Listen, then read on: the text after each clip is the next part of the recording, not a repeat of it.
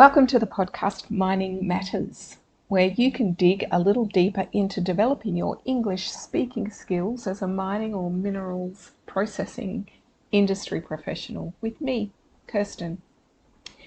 Each month I will dive into one topical issue affecting the mining and the mineral processing industries.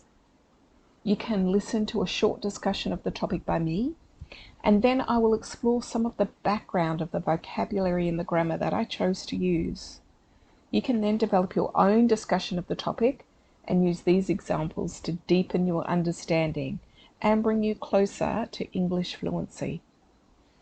Now you can choose to record yourself at home and keep the recordings as a record to observe your own improvement. Or you could join my speaking program, get some personal and private feedback from me, while joining in some lively and insightful conversations with other industry processing professionals. I promise you will see your skills transform in ways you never expected, while having fun. Now check out my website in the link for more information about the speaking program and to see if it is right for you. If it is not, I am glad you could join me anyway, and I hope you find the support and motivation you were looking for here. Hello everyone, welcome to today's podcast on nuclear energy, game changer or global disaster. I'll be discussing the notable changes in our climate and the efforts that are being taken to reduce the impact of these changes. It's clear that climate change is affecting us in many ways. July was just announced as the hottest month on record, according to climate scientists. As a result of increasing global temperatures, more and more countries are now uniting to reach the considerably challenging goal of net zero carbon dioxide emissions by the middle of the century.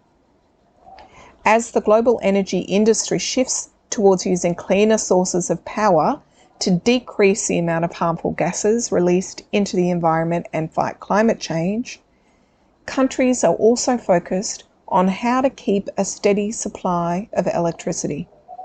This is important to avoid sudden power failures and problems with crucial services like public transportation and medical care.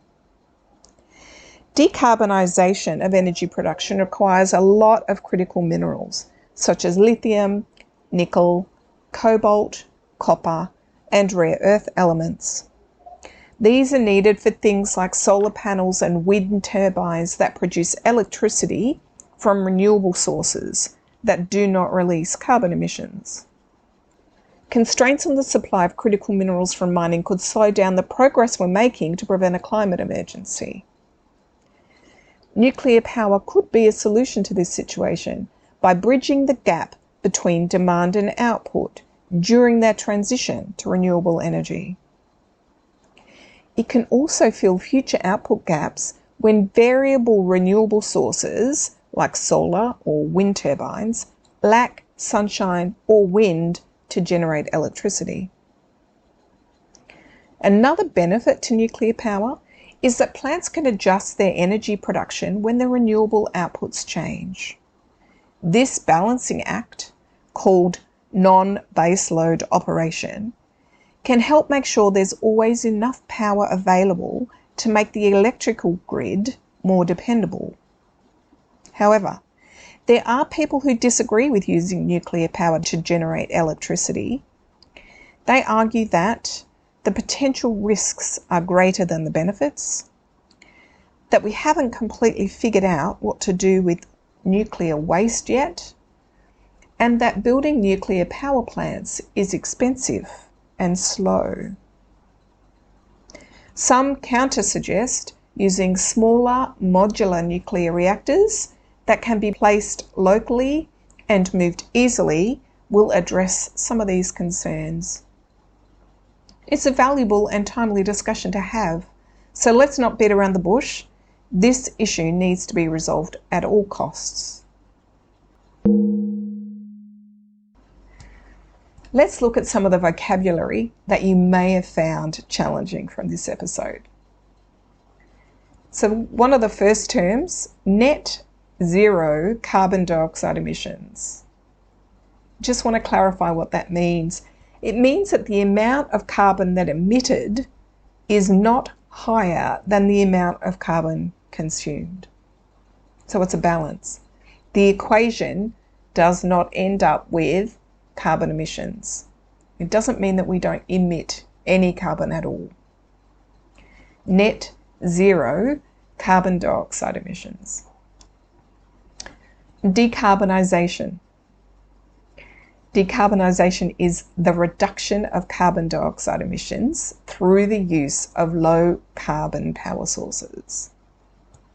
Now, D is actually a prefix we use a lot in English. We use it to mean off, down, or from. So decarbonisation is to remove the carbon. Decaffeinated coffee is coffee without the caffeine. What's the point, right? Deprioritise is to make the priority lower. It is unlikely that climate change will be deprioritised at any time. Now let's look at the word crucial. Crucial means extremely important or necessary. It must be done. In a way, it's essential. It doesn't mean important or necessary, just essential. I use the word constraints. A constraint is a limitation or a restriction. Constraints of the supply of critical minerals from mining could slow down the progress we're making to prevent a climate emergency. I could have chosen to say restrictions on the supply of critical minerals.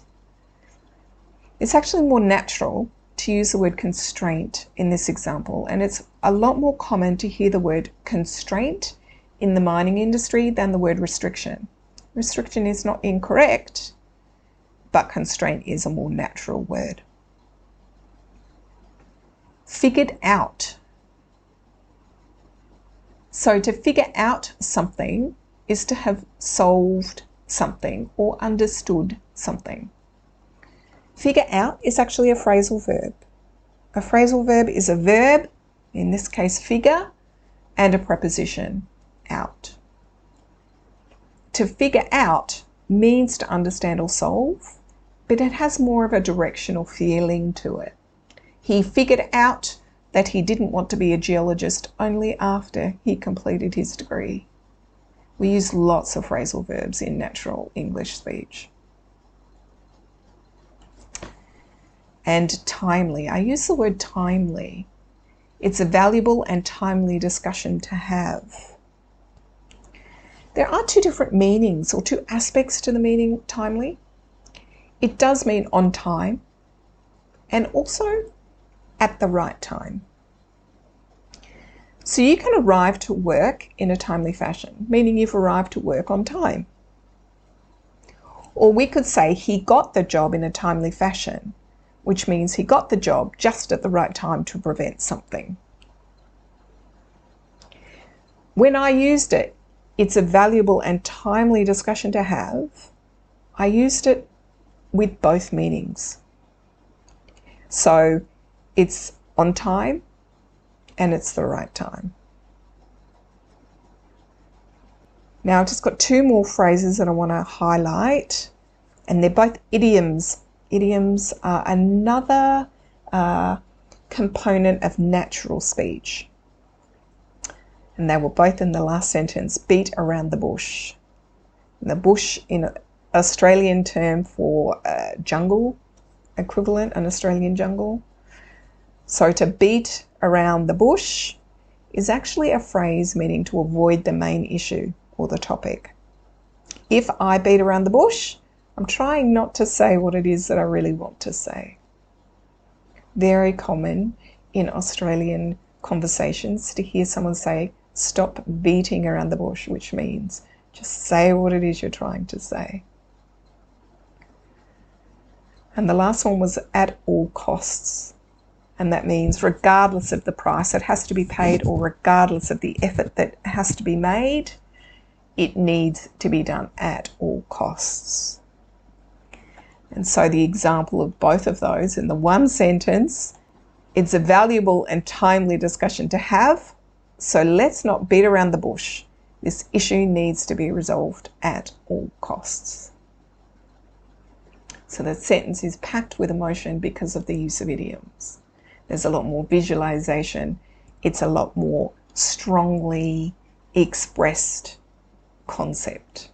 And that's what idioms will bring to your speaking if you use them in a natural way.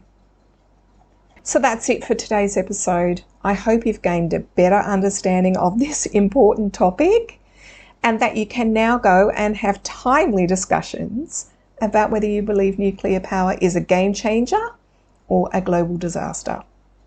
And if you have joined my speaking program, I am looking forward to hearing your opinions in Telegram. See you there.